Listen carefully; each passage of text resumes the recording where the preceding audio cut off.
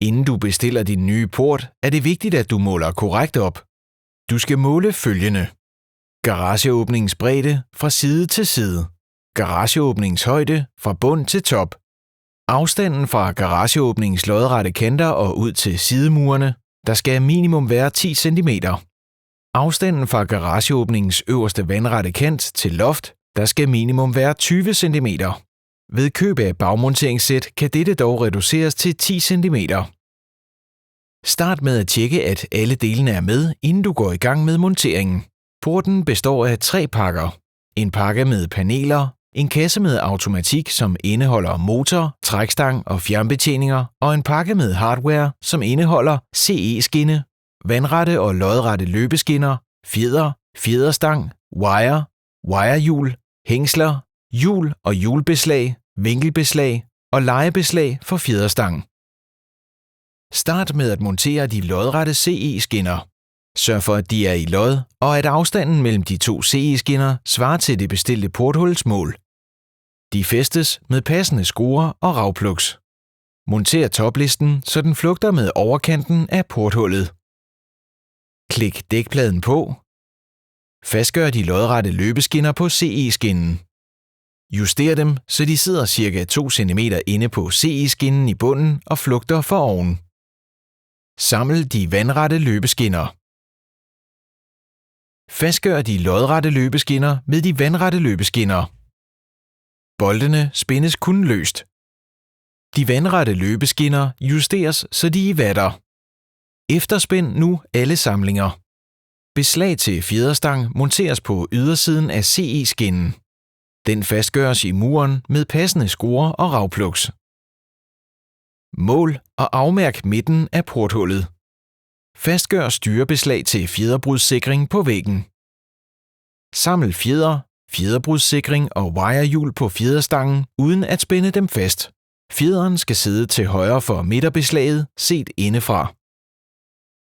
Monter det derefter i beslaget og fastgør fjederbrudssikringen til styrebeslaget på væggen. Monter resten af fjederstangen i modsatte beslag og saml de 2 rør i samlebeslaget. Fastgør fjederen til fjederbrudssikringen. Du er nu klar til at montere portpanelerne. Placer bundpanelet i portåbningen. Fastgør panelet med en skruetvinge. Sørg for, at panelet er centreret i åbningen ved at måle afstanden fra panel til CE-skinne i begge sider. Start med at fastgøre bundbeslaget. Det er vigtigt, at beslaget placeres helt ned til kanten, hvor bundgummiet starter. Monter derefter hængsel, inklusiv hjul og sidehængslet.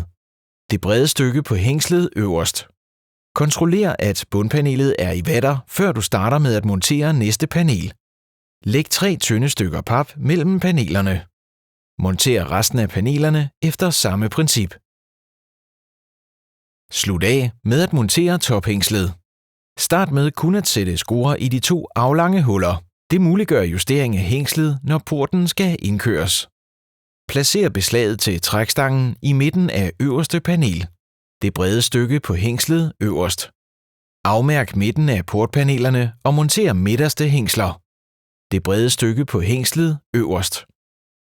Fastgør wiren til bundbeslaget og den anden ende af wiren til wirehjulet. Stram wiren til og fastgør wirehjulet til fjederstangen. Wiren holdes stram, mens fjederen opstrammes. Spænd fjederen minimum 6 omgange alt efter portens størrelse. Spænd fjederen fast til fjederstangen. Kontroller, at porten derefter kan køre uhindret op og ned, og at fjederen kan holde porten oppe. Saml motor og trækstang. Monter den derefter på vægbeslaget. Motoren tilsluttes 230 volt. Trækstangen fastgøres til loftet. Brug eventuelt de medfølgende hulbeslag til nedstropning. Monter trækarmen til beslaget på øverste portpanel. Tjek, at nødkoblingen virker ved at rykke i snoren. Indstil motoren på følgende måde. Tryk på P eller Z-knappen, til der står A i displayet. Tryk derefter på plusknappen. Porten vil nu køre 2 gange ned og 2 gange op. Derefter er porten klar til brug. God fornøjelse med din nye port. Husk, det er muligt at montere ekstra tilbehør.